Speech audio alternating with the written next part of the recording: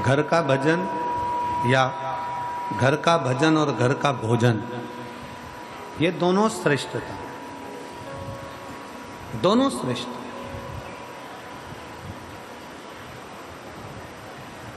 भजन भी हमारे घर का और भोजन भी हमारे घर का।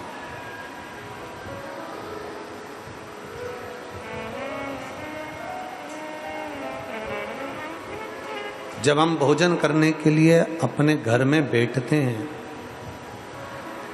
जब हम भोजन करने के लिए अपने घर में रहते हैं, पूरा परिवार एक जगह पर एकत्रित होता है।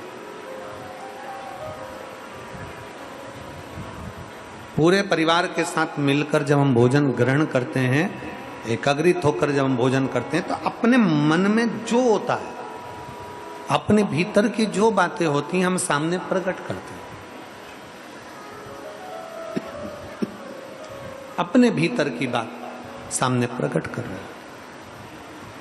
घर में रहकर जब हम भजन कर रहे होते हैं, घर में रहकर जब भगवान की भक्ति कर रहे होते हैं, घर में रहकर जब हम अविदल भक्ति को धारण कर रहे होते हैं, घर में रहकर जब हम भगवान की भक्ति में डूबे हुए होते हैं, तब हमें कहीं जाने की जरूरत नहीं पड़ती। सारे तीर्थ, सारे धाम, सारी नदियाँ, सारे तीर्थ जब जिस जगह पर बैठकर हम भगवान का भजन कर रहे होते हैं, उस जगह पर आकर विराजमान हो जाते हैं। उस जगह पर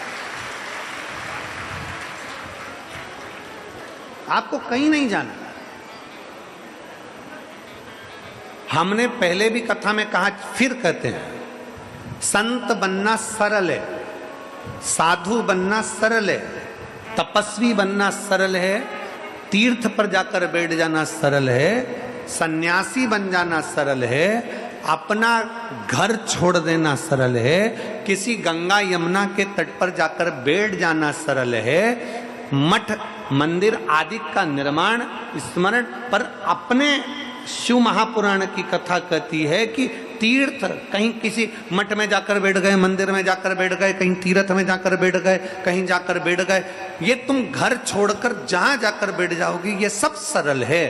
पर दुनिया का सबसे बड़ा कठिन काम है अपने गृहस्थाश्रम में रहना, घर में रहकर भगवान का भजन करना, यह कठिन।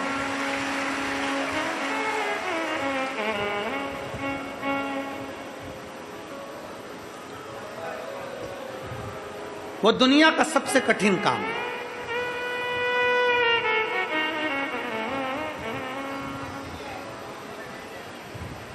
घर में रहकर भगवान का भजन होना। बेटे की तबीयत खराब हो रही है, बहू को कुछ हो रहा है, पति को कुछ हो रहा है, पत्नी को कुछ हो रहा है, दादा को कुछ हो रहा है, दादी को कुछ हो रहा है, घर में आवक कम हो रही है, जावक ज्यादा हो रही है, कहीं कुछ प्रॉब्लम हो रहा है, कहीं पड़ोसी परेशान कर रहे हैं, कहीं रिश्तेदार परेशान कर रहे हैं। उस बीच में भगवान की भक्ति करो तो, उस बीच में परमात्मा की भक्ति करो तो सर, कितना कठिन है।